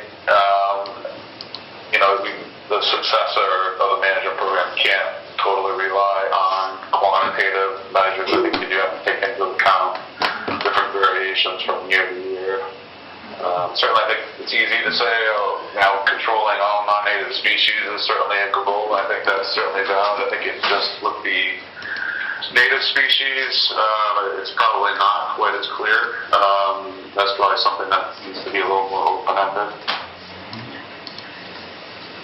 See, that I can totally understand because it's a body of water, and it's like everything else we treat with other files in here. The Commission has always often said, we do a site-by-site evaluation, and there's just way too many variables between lakes and too many variables between environmental conditions for weed growth in one lake as opposed to another. You can't just assign a boilerplate number to that. It's not like you can come up with this rubric and plug numbers into it and come up with a conclusion. You can't do that. Jack? Mr. Chairman, if we consider success in there's two components to it. There's one, the plan that you've put together and how well you executed to that plan. If you executed perfectly, you were successful in that element. In terms of your planning, in terms of if I did the following things, I think I'll get this output result. And again, there's all sorts of variables that would affect that. So I think when we're talking about success, we're success in terms of how well did we execute on that plan that we put together, the collecting the data and things like that, and you get the results. And then, as you pointed out, there's so many other variables floating in that it's really tough to quantify. But I think success should be at least measured on both sectors, but clearly in that did we execute to the order of conditions? That would... If I could, Yeah. when we consider that, when we look at, if you're looking for a more of an analytical water quality testing, we call that completeness, right? So did we complete the program? What percentage of the program did we complete? So that is a very easy... Right, that's an easy measure. Yeah, we met the requirements, we did all the sampling we were supposed to do, we started the drawdown on time, all of that, and all of that can be explained in the annual report. Yeah, and you've provided objective evidence that it did occur Right. at that, so you're good there, and hopefully we'll be able to measure that output, and did it fall in our anticipated range? If not, what happened? What are the assignable Yes. causes? Yeah. But I would also like to, I would think at least some kind of qualitative or, I know quantitative might be a dirty word tonight, but some kind of analysis of what happened with, invasive weeds and what happened with native weeds. Yep. I mean, certainly we want to try and maintain native weeds. And, the whole goal of the whole reason Lake Shirley is in this is, to get rid of the nuisance weeds. And so, I mean, how did you do on that? I certainly think something that addresses those two things, I think, is appropriate. Sure. So I think in the NOI, just going through this process, wanted to understand the program and how it's changed over time. I can't find the table, but there is a table in there that shows species lost, species gain, and I think having something like that would be applicable, and then the author speaks to the changes that it sees, what they consider significant, what they think could be, just natural variability, what they think are related to a drawdown, what they think are related to the herbicide treatment. It's on page 13, I just found it. And it does flag changes of native and non-native species. The only thing that I would add to this, if I could, is evaluation of within and outside the drawdown. Because I think it'd be useful to separate which points are within the drawdown zone and which points are outside of the drawdown zone, because it may help explain some of the variability in species to species changes. So this table 3, is this based on the post-treatment surveys each of those years? Yes. Okay. So, Hey folks, I'm sorry to interrupt. I'm going to have to sign off here pretty soon. I didn't know if you had any quick final questions for me, or I think you guys are close to done. So. if you're almost, if you're going to jump off, Dominic, could you just speak to, Wendy spoke to it a little bit, but we'd like to hear your opinion. In the previous order, we had a requirement for peer review. Could you just, based on your experience, discuss what sort of time frame you've seen that occur? In other projects, you mean? Yes. Yeah, honestly, I can't even think of another one off the top of my head that has kind of a regular required peer review for a management program, to be honest with you. I think we already have a kind of a good situation here at Lake Shirley. We have, Solitude, Wendy now, and Ken Wagner have all been, we're all three consultants now are kind of involved. I think that's more valuable than having a company that knows nothing about Lake Shirley just come in every few years. In my opinion, I think what we have now is more valuable than that. So I would guess, in my opinion, I'd recommend against just having another unknown consultant have to come in at each required time. It's always something you could revisit when we go through another permit cycle. You guys want to change that, but I think at this point we have a really good situation here. So. Okay, thank you. Have a good night. Thank you, Tom. Thanks, Tom. Thank you. Okay, thanks everybody. Take care. I am totally happy with the arrangement they've got right now. But I'm speaking, I'm trying to. I am totally satisfied, and I think this achieves what we had talked about earlier in terms of let's get a couple more sets of eyes on it. Yeah. And I agree with Dominic's position. I would just say that, one, we got to see it on a piece of paper, and two, there's only 3 members here tonight, it's a 7-member Yes. commission, so, we got a ways to go. I would also just mention that a couple times tonight I've heard people refer to emails that were sent and stuff, and I haven't seen any of those things, and I wish I had. She referred to, and Which emails are we referring to? Because everything I've received before the meeting I sent out to every member. So I'm just trying to, So the emails that DEP sent as far as Caleb Slater, I just got those tonight, so. I got It yours. was my attempt of addressing some of the commission's... And so, I guess, Yeah, was this? I did receive this just today. yeah, I got that. Look at that. But I didn't get this. Who'd you send it to? I sent it to Richard and... Yeah, okay. So, But I'm not sure, that is kind of OBE now, because we're having this Yeah. discussion. You've probably been taking better notes than me, because I've been kind of listening and trying to pay attention to the questions. I'm just glad this is taped. All right, based on the composition of the commission, I think in our next meeting, I think that will still, the review will still be a point of contention, because some people really, and I can't speak for all members, but some people really support that. I can say, I agree with Jack here. I think the oversight with the addition of Wendy and Ken Wagner's input over the years, as well as Solitude's expertise, has satisfied that it's being managed in a professional manner. And it is 3 different separate companies. Right. So it's Yeah. not, so it's 3 different windows, lenses. And there's only so many certified lake managers, and you've employed 3 of them, and I think we only have 3, we may have 4 in the state, and that's it. So there's only one point of focus.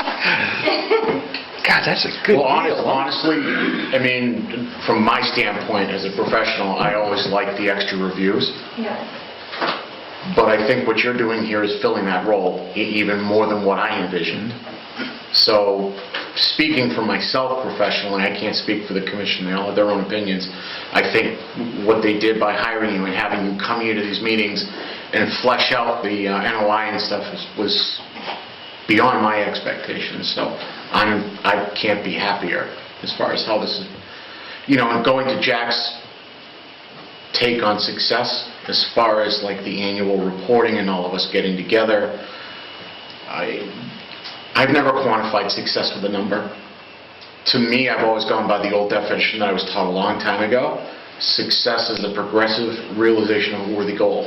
And I think that's how we should approach this here, especially with the annual meetings, continuing analysis. I mean, the fact that they want to do that on their own is great.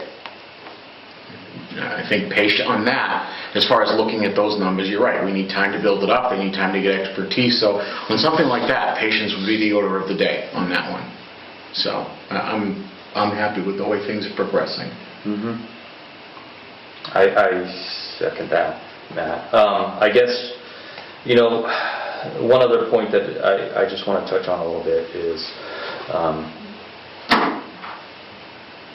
this lake has a lot of outside factors that influence it, namely the tributaries that feed into the lake. And a lot of those are outside of, you can't solve the problems for all the tributaries in the lake. Can you speak to the ways that you envision some of the data may enhance efforts by the town to possibly, look at solving some of those problems? So, this is just my opinion. I think we have a large body of data to show where the problems are. I don't think we need another diagnostic feasibility study and investigation. The only thing that I would say that is if someone wanted to chase the problem up the major tributary to find out where the major sources are on the sub-basins within that, that might be a worthy cause. But again, it's beyond I'm talking beyond the application here. If we were to look at the whole system as a whole, and then you can try to figure out who the responsible parties are. But that type of thing, and you can get grants for that, but there's always some local match, and that would likely come from the town, and the Lake Shirley Improvement Corps has committed is mentioned to the town that I'd be willing to help you apply for a grant, but they can't apply the grant because it has to be a municipality. So we're talking about 319 grants, we're talking about 604B grants, and those opportunities. So if you want to chase the problem up that tributary, that would be kind of the next step. Now, Dr. Wagner has gone to already starting to talk about the treatment, which is also worthy, but that may be the grand plan, but you need significant capital investment, and then you need an annual investment thereafter. So his alum dosing treatment in the tributary is not a one and done. It's done throughout the spring season every year to control the phosphorus coming in. So that's the problem.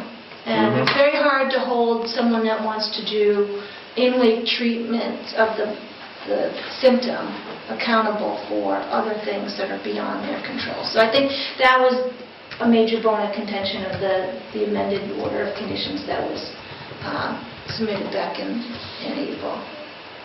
In your annual reporting, if based on the data collected during the year by LSIC, if the outside professionals notice, hey, there's an alarming trend on increased phosphorus, things like that, is that something you would also, when you present the annual report, would you copy the Board of Selectmen and things like that to make sure that the message is sent loud and clear that we're identifying a problem that is ongoing within the town, and it may need some attention outside of just the Conservation Commission. But yeah, I think any professional worth their weight would comment on something they see in the data to alert those that have.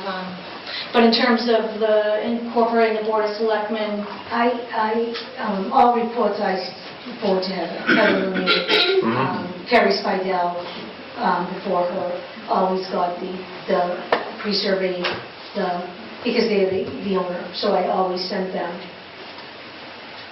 So I don't know if one of the comments was more related that maybe that should be presented at the open forum for other people not living on the lake. I'm not sure where that comment was kind of leading to.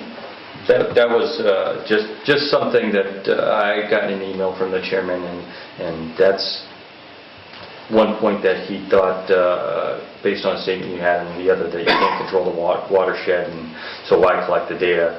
I think he was concerned that we want to give the impression that some of the data we're collecting is important. Oh, It can yes. inform the decisions we make about the watershed. You would definitely, you would see trends, the lake getting worse or better by the nutrient sampling that they're collecting in the lake. Does it directly address the tributary itself? No. And you know, in a grand plan, you know, no promises can be made. They would expand their in-lake treatment to maybe monitor some of the tributaries, but you don't want to give them too much now. Sure. They need to understand what they're looking at here.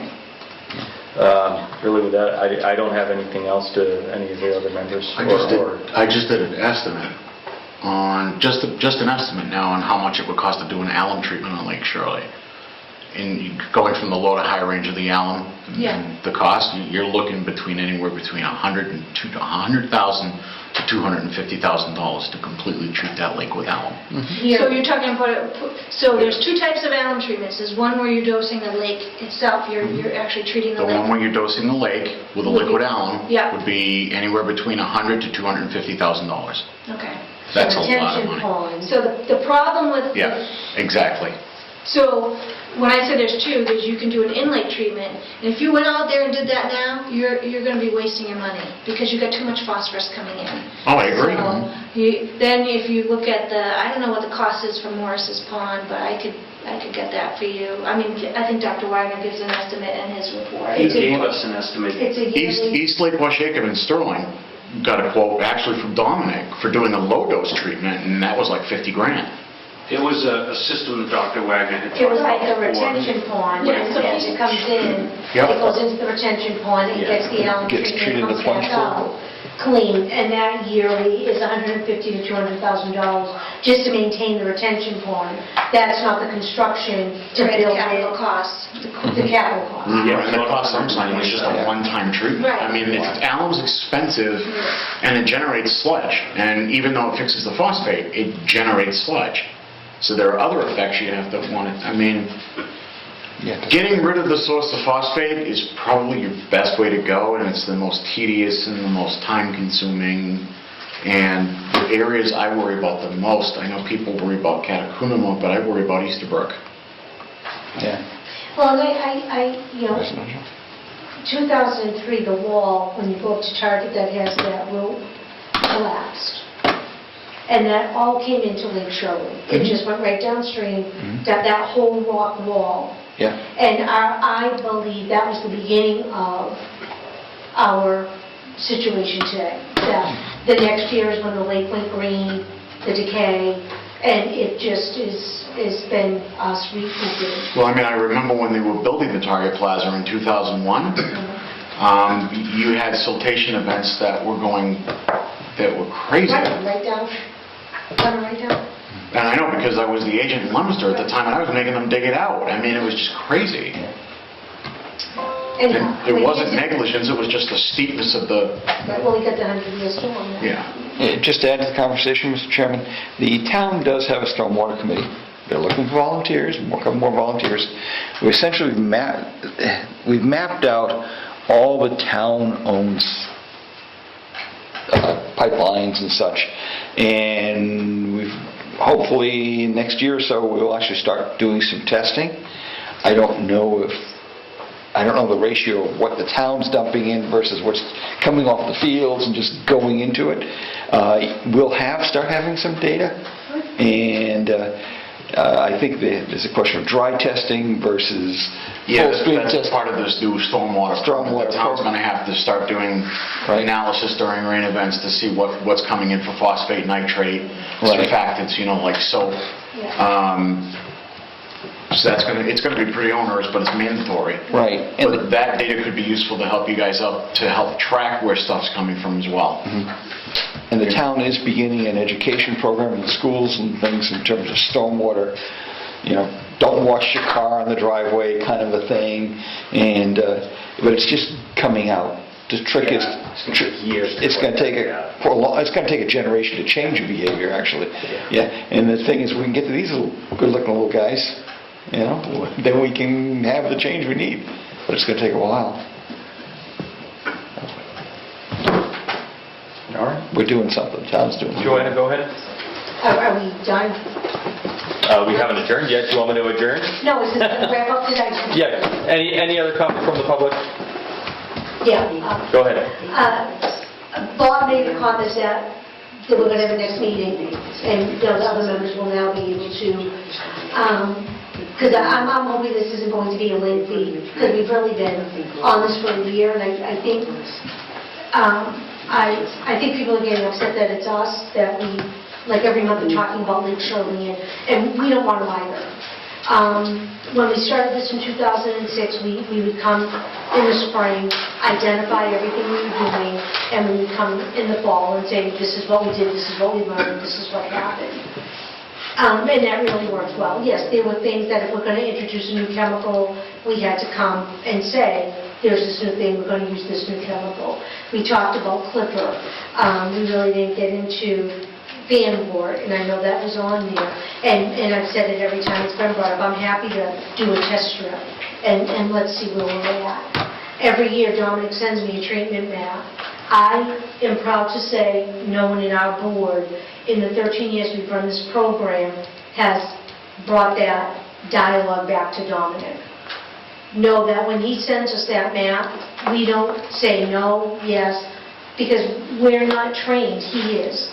That's what we're paying him we pay him $30,000 to $40,000 a year to make those decisions. We always get nervous that we might have to get to a point where we're taking, okay, we can't afford this cove, and we're lucky that we have not had to do that. But we've never once questioned a point on the map. At a board meeting, that's what they are there for. That's what we pay them for. And I trust them wholeheartedly, or they wouldn't have a license with the state. The DEP wouldn't support the NOI. They would have a bad name, and they would be flagged very quickly, because as Wendy said, there's so few of them. So I just hope that we can wrap it up, because people are sick and tired of this conversation. Sure. So, and I don't want them frustrated with us, because we want it wrapped up as quickly as possible. That's all. Thank you. Thank you. And Any I other thank you so comments much. from the public? I think this was a great meeting. I feel very nice. I think it was great. Comments from the commissioners? And Just make sure when Castle Rock dumps another car in Lake Shirley that they give you guys a healthy I donation. know. Yeah. I was so excited. Yeah. No, they made a donation. Yeah, they did. No, they did a great job. They did a great job handling that. Mr. Chairman, just want to make sure that we're able to execute on the 15th, the drawdown, and everything's signed. So what does the timeline look like? So I think, based on this meeting, we'll update the Next week. NOI to try and incorporate the comments that were discussed here tonight, and send it out to the commissioners so we can be informed. So next Wednesday? Mhm. Okay. And Is Wendy, that are the you first? able to come back? So, yeah, just a procedural question. Do you want me to update the NOI, or do you want me to add a supplement We want it in the application. in the application? Okay, Yes. I can do that. Yep. I just did sometimes, I don't know, that I didn't want to restart the clock with anything, or Yep. have to, okay.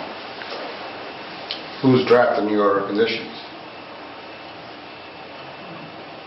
Likely myself or Rich, with Matt's help. So Matt. Kind of goes downhill, yeah. I just think it's appropriate that it be Matt with your and Rich's on. Yep. That's good, thank you. And do you want Wendy here next meeting? Well, I think that's... I think it would be a good idea. okay, Wendy, are you available for next Next Wednesday? Wednesday, I probably am. Perfect. Thank you. I will make myself available. Thank you. Quorum. That's what we're looking for. We don't have a quorum anymore. No, we don't have a quorum now, so we can't, but I mean, the quorum for Wednesday, will we have one? We should. We should. Rich will be back? No, but Bob, you're going to be here, right? I'll be here. Todd will be here. You'll be I'll here. be calling you. Katie should be well, here. Katie will be here. Katie will be here? And Okay. Ken should be here. So. Okay, Yeah. good. Okay. Well, Ken was just on call tonight, that's why I delayed. I could accept the motion to adjourn, but we don't have a quorum, so I guess it doesn't. Here forever? Is comment, another item on the agenda that we can't take up was endorsement of the warrant article. Yes. I talked to Rich about that. He said if we didn't have a quorum, his reasoning on that is we already endorsed it, we're just resubmitting it. Yeah. So having it endorsed before the September 30th deadline isn't really going to have an impact. We can just submit it. Please do, thank you. I will do that. And then we can ratify it at the last meeting if you Yeah. want to have it, at the next meeting if you want to have that in Yeah, there. can I get a copy of that, just for my own reading? Is that For- a bylaw okay? No. No, it's for the, it's I the apologize. You remember? 842 Red Chase Road. We had to submit a warrant for a donation, so. I missed the bylaw meeting, so I was just looking for them. That's actually coming up again at the next meeting, Oh, good. our next hearing. We already advertised that in the ledger, so. I thought it was coming up at the second, That's right, I'm sorry, the second meeting. it's coming up at the televised meeting. The televised meeting in October, the In second October. meeting. Okay, so what meeting? are we That would be the looking at? 16th. Televised? So... Next week's meeting is here I just want to again. thank the commission. So, yeah, that's for allowing fine. me to come here and present. I think this is far more valuable than going back and forth and killing each other with paper cuts. So thank you for your time. Good job. Thank you. Good job. Thank you. Thank you all very much. This was so much nicer. It skids in these things. Is Kimball still open? What time is it? Oh, I knew that. She mentioned ice cream in front of me.